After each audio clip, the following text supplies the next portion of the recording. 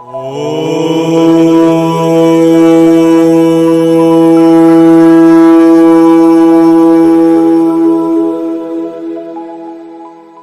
বন্ধুরা, তোমরা সবাই ভালো আছো? চলো আজকে একটা নতুন ধরনের অঙ্ক তোমাদের দেখাই, যেটা তোমাদের খুব অসুবিধা হয় অঙ্কগুলো বুঝতে এবং করতে। ঠিক আছে? তো সেটা কিসের অঙ্ক না, একটা পরিসীমা, একটা বর্গাকার একটা ক্ষেত্র আছে, তার পাশে রাস্তা আছে, সেখান থেকে কিভাবে তোমাদের সেই যে জায়গা, সেই জায়গার ক্ষেত্রফল কী করে বার করবে, সেই অঙ্কটা তোমাদের খুব ভালো করে আগে দেখিয়ে দিই। মডেলটাকে তোমরা দেখে নিলে তোমাদের মাথাতে কিন্তু অর্ধেক ঢুকে যাবে। ঢুকে যাওয়ার পরে আমরা বোর্ডে সেই অঙ্কটা তোমাদের করে দেখাবো।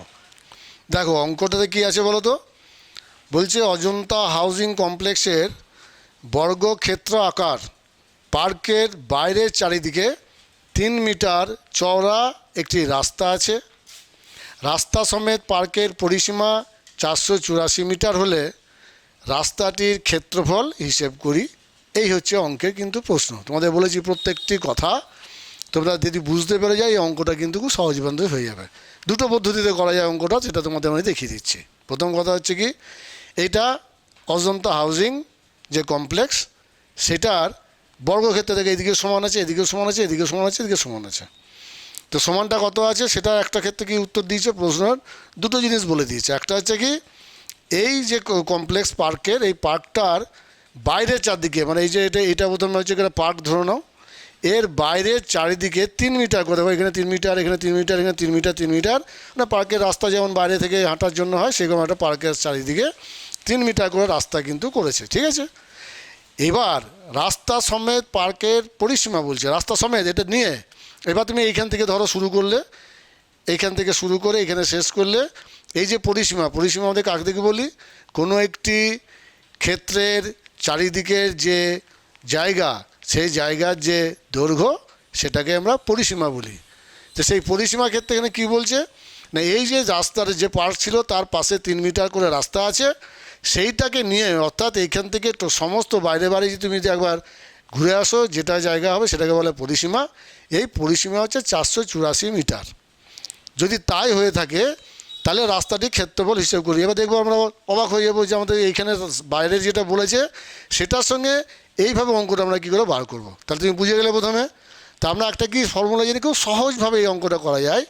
আমরা সূত্রটা কী জানি, যে বর্গক্ষেত্রের একটি বাহুর দৈর্ঘ্য, তাহলে আমরা এখানে যদি একটা বাহুর দৈর্ঘ্য বার করে নিতে পারি, তাহলে কিন্তু আমাদের অঙ্কটা অর্ধেক হয়ে যাবে। তারপরে অঙ্কটা কী চেয়েছে সেটা আমরা পেয়ে যাবো। তাহলে আমরা প্রথমে কী করবো, এই অঙ্কটাতে আমরা যদি প্রথমে এই বাইরে বাইরে যেটা আছে তার ক্ষেত্রফলটা বার করতে পারি, 1 নম্বর হয়ে গেল। দ্বিতীয়, যদি আমরা ভেতরের এই ক্ষেত্রফলটা যদি আমরা বার করতে পারি, তাহলে কিন্তু অঙ্কটা আমাদের কাছে কমপ্লিট হয়ে যাবে। এবার কীভাবে আমরা করব, তাহলে প্রথমে আমি বার করে নিই বাইরের যে রাস্তাটা যায় দৈর্ঘ্য, এই যে দৈর্ঘ্যটা, কেন বর্গক্ষেত্রের সমস্ত বাহুগুলি সমান হবে, তো সেই সমান অনুযায়ী কিন্তু এখানে এই দৈর্ঘ্যটা যদি বার করে নিতে পারি, একটা দৈর্ঘ্য, অর্থাৎ বর্গক্ষেত্রের একটি বাহুর দৈর্ঘ্য পরিসীমা ভাজিত 4। তো এখানে পরিসীমা কী আছে, 484 আছে। তাহলে আমরা 484কে যদি 4 দিয়ে ভাগ করে দিই, যেটা বেরোবে সেটা হচ্ছে একটা বাহু, হয় এই বাহু, এই বাহু, এখানে যে কোনো একটা। এই বাহু গণিত বাহু সমান কী হয়, সেটার ক্ষেত্রফল হয়। বর্গাকারের ক্ষেত্রফল, বাহু গণিত বাহু, যে কোনো জিনিসের আমরা যদি উচ্চতা এবং দৈর্ঘ্য যদি পেয়ে যাই আমরা, তাহলে কিন্তু আমরা এখানে কী পাবো, ক্ষেত্রফল পেয়ে যাব। তাহলে এইখানে ক্ষেত্রফলটা বার করার জন্য সুন্দরভাবে প্রথমে আমরা বাইরে যেটা আছে সেটা বার করে নেবো, আর এই ভেতরে যেটা আছে সেটা বার করবো। ভেতরেটা কী করে বার করবো, ভেতরেটা এইভাবে বার করবো যে আমি যদি মনে করো এখান থেকে একটা দৈর্ঘ্য পেয়ে গেলাম, মনে মনে ধরো একটা দৈর্ঘ্য পেলাম, ধরো 100 পেলাম। এবার 3 যদি বাদ দিয়ে দিই, তাহলে আমার কিন্তু 97 হবে এটা। এই যে এখান থেকে দৈর্ঘ্যটা এখান থেকে তোমার ছিল, বা এখান থেকে তুমি যদি 100 ধরো, তাহলে এখানে 3 আর 3 বাদ দিলে যেটা হবে, তাহলে 94 হবে। আমি কথা মানে ধরেছি 100। আবার যদি এখানে 100 ধরে থাকি, তাহলে এখানে 3, এখানে 3 বাদ দিলে 94, তাই 94 গুণ করলে এই যে ভেতরটা হবে, এটা ক্ষেত্রফল বেরোবে।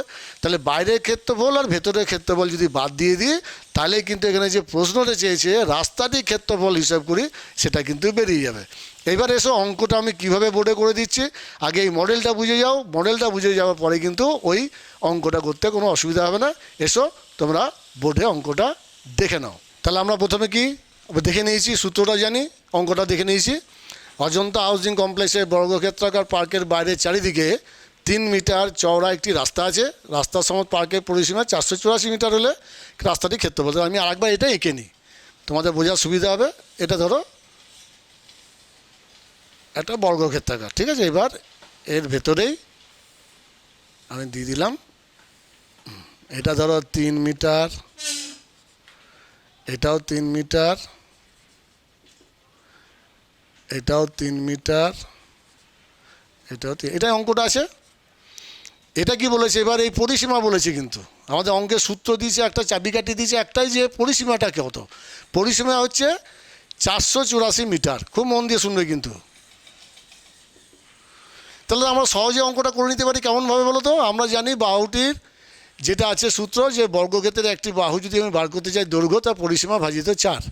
তাহলে পরিসীমা আছে 484, তাহলে আমি এখানে যে 4 দিয়ে ভাগ করে দিই, 1 4 দুগুণে 8 1, তাহলে 121 মিটার। তাহলে হয়ে গেল কত? 121 মিটার। খুব সুন্দর অঙ্কটা, দেখো হলো তো। এবার 121 যদি হয়ে থাকে, তাহলে আমরা কত করে পেলাম? এক একটা বাহু হচ্ছে আমার 121 করে। 121 121 121 121। তাহলে আমি বাইরে যদি এই 121কে 121 দিয়ে গুণ করে দিই, তাহলে আমি ক্ষেত্রফলটা পেয়ে যাব টোটাল। প্রথম হচ্ছে গিয়ে পার্কটা, তার সঙ্গে যুক্ত হচ্ছে কী হচ্ছে রাস্তা, 3 মিটার 3 মিটার, তার সমস্ত মিলে 121কে 121 দিয়ে গুণ করলে আমাদের কিন্তু এখানে বাইরের ক্ষেত্রফলটা পেয়ে যাবো। তাহলে আমি আগে প্রথমে একটা বাইরের ক্ষেত্রফলটা এখানে বার করে নিই। কী বার করবো? 121 গণিত 121। তাহলে এখানে কি হচ্ছে? গুণ চিহ্ন দিলাম এখানে, 1 2 1 হবে, 2 একে 2, 2 দুগুণে 4, 2 একে 2, আবার কাটাকাটি হলো, 1 হলো, 2 হলো, 1 হলো, 1 2 2 4, 4 একে 5 একে 6, 2 2 4 14। তাই 14,641। এখানে কিন্তু ইউনিটটা হবে বর্গ মিটার। পেয়ে গেলাম। কোনটা হলো? এই বাইরের। এটার সঙ্গে গুণ করে দেওয়া মানে কি, এই প্রত্যেকটা এক একটা ছোটো ছোটো বর্গ যেগুলো হবে কেটে কেটে কেটে এখানে 121 ভাগ হবে, এখানে 121 ভাগ, যেটা গুণ করলে যেটা হলো সেটা। সুন্দর অঙ্কটা হয়ে গেল, ঠিক আছে। এইবার যদি আমি এই ভেতরকারটা যদি বার করি, এটা আমি পেলাম গোটাটা এটা সহ, তাহলে এখানে কী হচ্ছে? এখানে 121 মিটার থেকে আমি 3 আর 3 বাদ দিয়ে দেবো, তাই তো? প্রশ্ন অনুসারে 3 3 6 বাদ দিয়ে দেবো। তাহলে আমি কি প্রথমে কি করছি? আমি এখানে 121 থেকে -3 + 3 বাদ দিয়ে দিলাম। তাহলে কত হবে? 3 3 6 21 দিলে 15, তাহলে 115 মিটার হয়ে গেল। কোনটা? এইখান থেকে এতটা বা এইখান থেকে এতটা, 115 মিটার। 115 মিটার হলো। তাহলে যদি আমি 115কে 115 দিয়ে গুণ করে দিই, তাহলে ভেতরে ক্ষেত্রফলটা আমি পেয়ে যাব, তাই তো? তাহলে এখানে দেখো 115কে 115 দিয়ে গুণ করছি।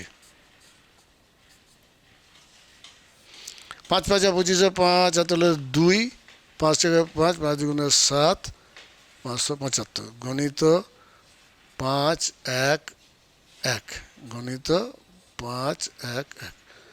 যোগ করলাম, 5 হলো, 7 5 12, 2 হলো, হাতে হলো 1, 5 একে 6 একে 7, 5 12, 2 হাতে হলো 1, 1 2 একে 3, 1325 বর্গ মি। দেখো এটা কিন্তু কম হলো, এটা 14,641 হয়েছে, এটা 13,225 বর্গ মি হলো। তাহলে আমি যদি এই বড়োটা থেকে ছোটোটা বাদ দিয়ে দিই, তাহলে আমি রাস্তার ক্ষেত্রফলটা পেয়ে যাব। দেখো এটা সুন্দরভাবে আমি এখানে বাদ দিয়ে দিচ্ছি, 13,225।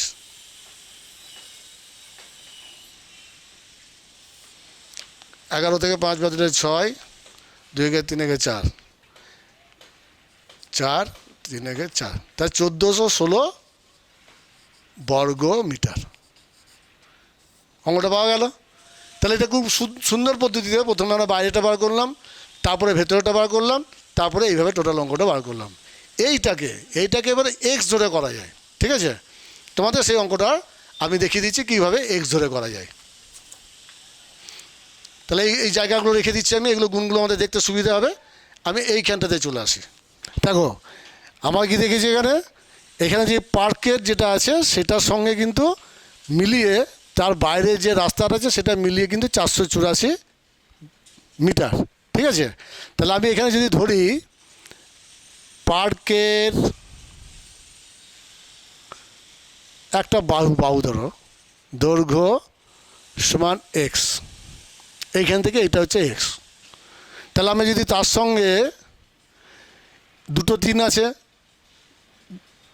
2 করে 3 মিটার যেটা আছে, এইটাকে যোগ করে দিই, তাহলে আমি গোটা বাহুটা পাবো তো? এটা কিন্তু নিয়ম। কেন আমি এই পার্কেরটা দোল দিয়েছি, ওখানে সময় পার্কের বাইরে গিয়েছে 3 ফুট করে, তাহলে আমি যদি পার্কের দৈর্ঘ্য ধরে নিই এক্স, তাহলে আমার 2 গুণিত 3 দিতে হবে, তাহলে এটা হবে তোমার মিটার, তাই না? তাহলে শর্তানুসারে কি যেটা বলেছে, শর্তানুসারে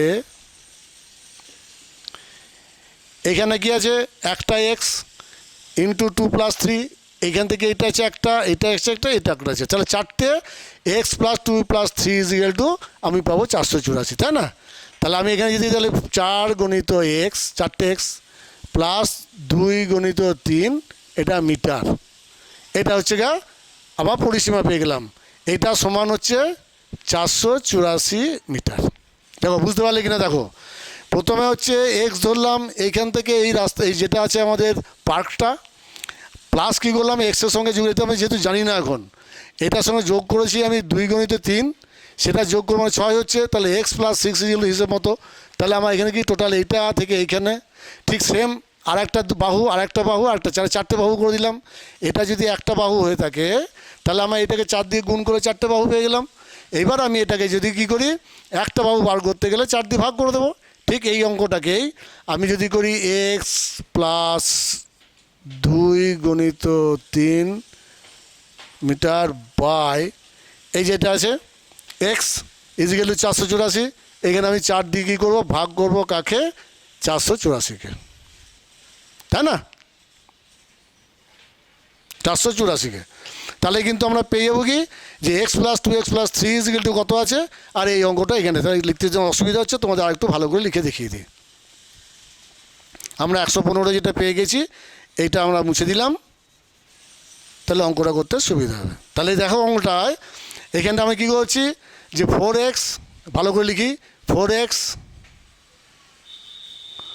4 দিকে গুণ করলে 4x হলো প্লাস 6 মিটার ইজিক্যাল টু 484 হলো। তাহলে আমি যদি এক্স করে দিই, তাহলে এক্স ইজিক্যাল টু কত, মানে দৈর্ঘ্যটা কত, এক্স ইজিক্যাল টু হয়ে যাবে টোটাল এক্স প্লাস 2 গুণিত 3, 484 যেটা আছে তার নিচে কিন্তু 4টা চলে যাবে, এটা সমান সমান আছে, তাহলে হলো এত মিটার, তাহলে হচ্ছে 121 মিটার। তো দেখো এই যে এক্স যে পার্কের সঙ্গে যেটা এসে জুড়ে, তাহলে টোটাল পেয়ে গেলো এক্স প্লাস 2 × 3, তার মানে এটা পেলাম কত, 121 মিটার পেয়ে গেলাম সম্পূর্ণটা, ঠিক আছে? তাহলে এই 121 যখন পেয়ে গেলাম, তাহলে এই 121 গুণ করলে আমরা সেটা পেয়ে যাচ্ছি।